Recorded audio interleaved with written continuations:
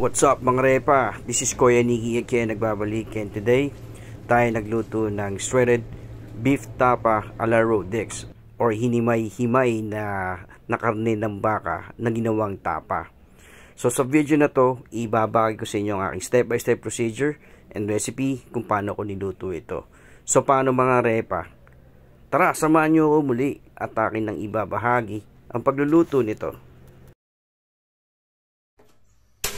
Alright mga kaibigan, simulan na natin ang pagluto ng ating shredded beef tapa a la Rodex.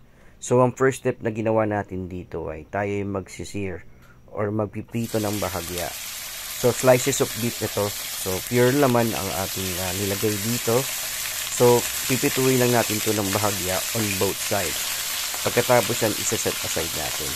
So 1 kilo yung laman ng baka ang aking niluto dito. So sa pagpili ng klase ng baka, pipiliin nyo lang naman yung laman. Huwag kayong gagamit dito ng buto-buto. Of course, syempre, pang ano lang yan, pang may sabaw lang naman ginagamit yan. O kaya kung gusto mo may ihaw, okay yan.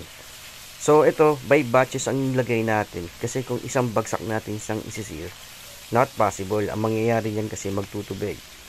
So ganun ang mangyayari. So, pwede na naman by cubes yung pagkahiwa nyo rito. In that way, mas madali siyang himayin kapag napalambot mo ng todo eh. So, ito na pala lahat yung ating na-sear na slices of beef. So, may hinaluan ako ng konting tapa dyan para pampalasa lang, pampasarap. Kasi ito, meron ako isang buong bawang or isang bulb ng bawang hiniwa natin sa gitna. Tapos, tinimplahan ko din siya ng 1 teaspoon na pamintang buo. Pagkatapos yan, ating itong tinimplahan ng 4 hanggang 6 na tasa or 46 cups of water. Tapos, ano kasi yan, hanggang sa malubog yung ating karne. Tapos ito, naglagay tayo dito ng 3 star anise. Huwag yun ang damihan yan kasi pag dinamihan yung star anise, ang mangyayari, para siyang pares ang luto nyo. Tapos ito, naglagay tayo dito ng soy sauce. So, almost 1/2 cup yung aking nilagay. Tapos sa brown sugar, gumamit siguro ako dito ng mga 1-2 kutsara. So yan ating pakukuluan ito. So depende sa karne ng baka na inyong nabili. But usually kung wala kayong pressure cooker, it will gonna take you 1 to 2 hours or more. Kung may pressure cooker naman, it will gonna take like 40 minutes. Tapos yan, nag-add ako ng isang nor beef cube. Ang nagagawa kasi ng nor beef cube, talaga nagpapalinamnam para madali natin yung umami taste.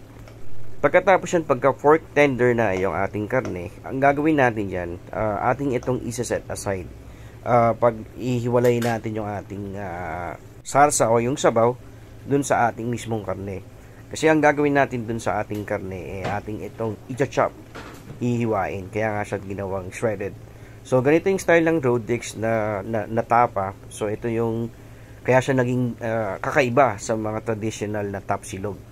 Kasi ito, shredded or talagang parang dinikdik yung or himay-himay na maliliit yung ating tapa.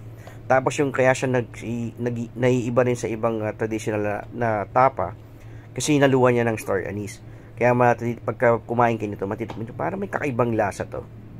So ayan, ating hiwain ito. Ngayon, kung sinabi ko kanina, kung cubes yung inyong biniling karne ng baka, pwede nyo lang, kung malambot na sobra yun, aanin nyo lang siya ng tinidor Pag ihiwalay nyo lang siya ng tinidor, para siyang lalabas sa parang corned beef. Ganun na mangyayari. So ako, since maninipis yung hiwa ko, kaya ating itong sinachop para mapaliit natin siya ng todo. So, masasabi ko sa inyo, itong recipe na to, halimbawa inabot ng kinabukasan, mas lalo siyang sumasarap microwave mo lang, or initi mo, talaga ang sarap pa rin. So ito, para rin siyang procedure ng pang chicken pastel ng mga Muslim. Kasi shredded din naman yung chicken doon. Tapos ito na yung sauce natin. So nagdagdag lang ako dito ng brown sugar. Siguro additional 1 to 2 tablespoon. Tapos nor seasoning para makuha natin yung umami taste. Ngayon kung you're not into matamis na tapa, edi pwede nyo naman i-set aside yung brown sugar. O kaya 1 teaspoon lang ilagay nyo. Tapos itong nor seasoning para further makuha natin yung linamnam or umami taste.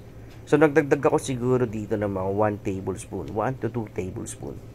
So nasa sa inyo yan, depende kasi kung anong capacity ng pamilya nyo sa alat So pero yung nor seasoning kasi talagang nagpapadali talaga ng umami taste. So ayan, tinikman ko siya. Nung tinikman ko, na-satisfy na ako sa lasa niya. So, itong lasa na to, ito yung magpo-further palasa dun sa ating shredded beef. So, mangyayari yan, ating itong pakukuluan hanggang sa medyo mag-evaporate na yung sauce. In that way, yung sauce na yun ay manunuot sa ating shredded beef. Kaya talagang masarap at special itong ganitong timplahan, mga kaibigan.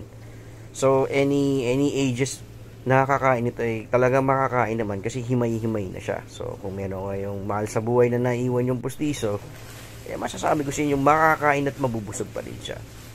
So, ayan, ganito yan mga kaibigan, no?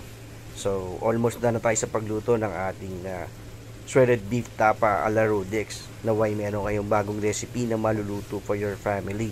Kasi kung pang negosyo to, sigurado ko sa inyo matrabaho eh. So, mas maganda ito niluluto dun sa ating sa mga mahal sa buhay. Or umorder na lang kayo sa Rodex. So, ayan, sa mga hindi pa nagsasubscribe, baka pwede naman kayong mag-subscribe and hit the notification bell para updated kayo sa aking mga videos. So, maraming salamat mga repa sa panonood ng aking videos. So, thank you and have a good day everyone.